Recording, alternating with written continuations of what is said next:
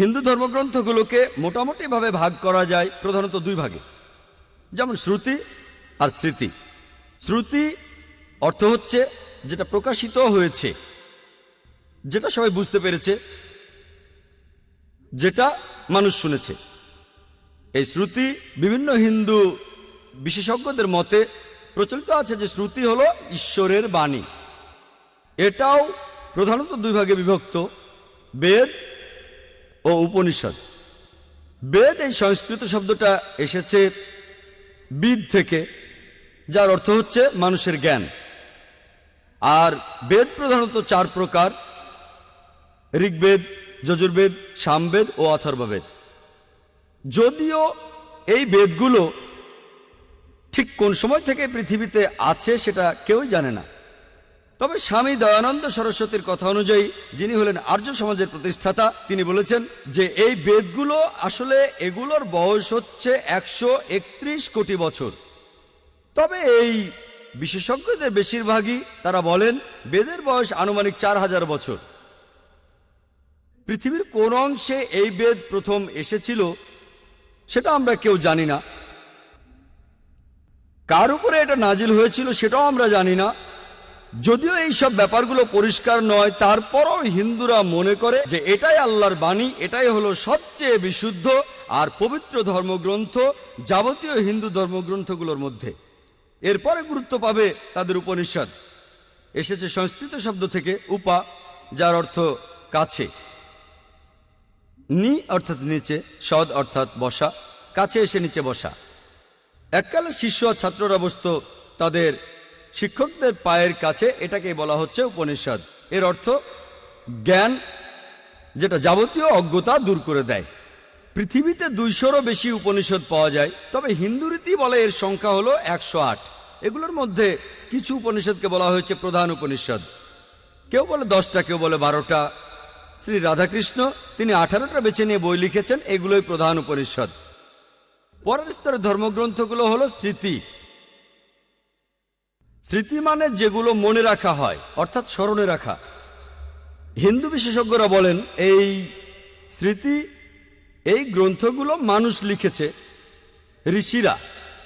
আর এর অবস্থান শ্রুতির পরে, শ্রুতির অবস্থান উপরে, তারপরে হচ্ছে স্মৃতি।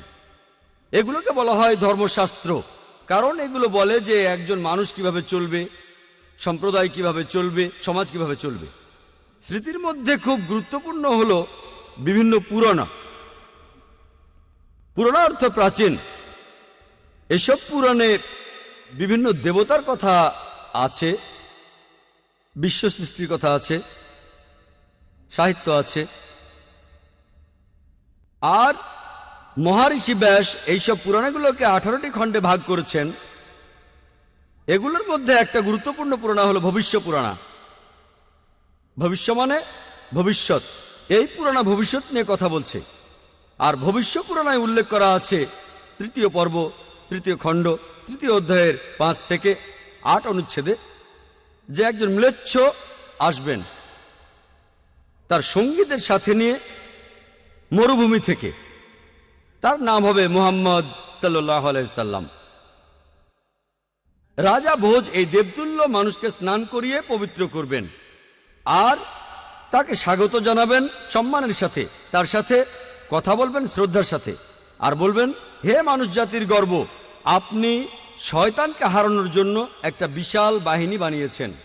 এই কথাটা ভবিষ্য পুরাণ 3য় পর্ব, 3য় খণ্ড, 3য় অধ্যায়ের 5 থেকে 8 অনুচ্ছেদে আছে। এখানে বলা হয়েছে একজন ম্লেচ্ছ আসবেন। ম্লেচ্ছ এই সংস্কৃত শব্দটার অর্থ একজন বিদেশি। তিনি আসবেন তার সঙ্গীদের সাথে নিয়ে, সাহাবাদের কথা বলা হচ্ছে।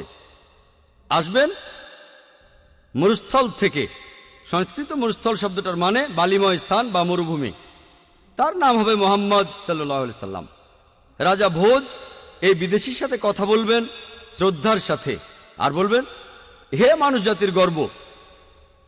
আপনারা জানেন যে মুহাম্মদ সাল্লাল্লাহু আলাইহি সাল্লাম তিনি মানুষ জাতির গর্ব।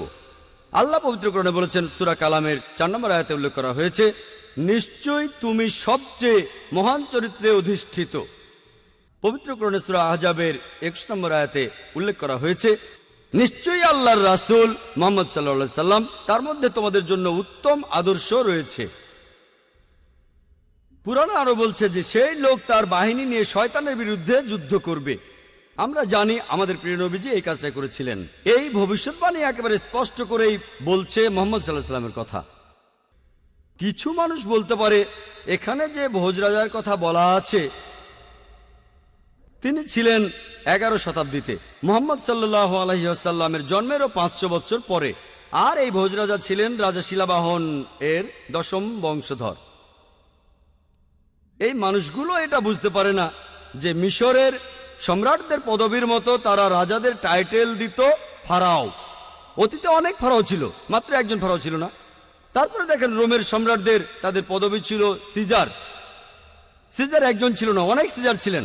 একইভাবে ইন্ডিয়ার রাজা তাদের টাইটেল ছিল ভোজ। তাহলে ভোজ নামে একজন রাজা ছিলেন না, অনেক রাজাই ছিলেন। এই ভোজ রাজা ইনি কিন্তু 11 শতাব্দীর ভোজ রাজা নন, ইনি তারও অনেক আগে রাজত্ব করেছিলেন। এরপর ভবিষ্য পুরাণে বলা হয়েছে 3য় পর্ব 3য় খণ্ড 3য় অধ্যায়ের 10 থেকে 27 অনুচ্ছেদে আছে, ম্লেচ্ছদের বসবাসের স্থান নষ্ট হয়ে গেছে। এখানে যে শত্রুরা আগে রাজত্ব করত এখন সেখানে এসেছে আরো শক্তিশালী শত্রু। আমি একজন মানুষকে পাঠাবো যার নাম হবে মুহাম্মদ সাল্লাল্লাহু আলাইহি সাল্লাম। মানুষকে পরিচালিত করবেন সরল পথে। হে রাজা ভোজ, তুমি পিশাচদের রাজ্যে কখনোই যাবে না, কারণ আমি আমার দয়া দিয়েই তোমাকে পবিত্র করব। তারপর দেবতুল্য একজন মানুষ ভোজ রাজার কাছে আসলো, তারপর বলল যে আর্য ধর্ম এই পৃথিবীতে প্রতিষ্ঠিত হবে, এটা হবে ঈশ্বর পরমাত্মার আদেশে। আমার অনুসারীদের খাতনা দেওয়া থাকবে, তাদের মাথার পেছনে কোনো টিকি থাকবে না, তারা মুখে দাড়ি রাখবে, তারা একটা বিপ্লব করবে, তারা প্রার্থনার জন্য আহ্বান করবে, তারা সব হালাল খাবার খাবে, তারা বিভিন্ন পশুর মাংস খাবে, তবে এই লোকগুলো শূকরের মাংস খাবে না। তারা লতাপাতার মাধ্যমে নিজেদের পবিত্র করবে না, নিজেদের পবিত্র করবে যুদ্ধের মাধ্যমে। তাদের সম্প্রদায়কে বলা হবে মুসলমান। এই ভবিষ্যৎবাণী আর কারো কথা বলছে না, বলছে সর্বশেষ নবী মুহাম্মদ সাল্লাল্লাহু আলাইহি সাল্লামের কথা।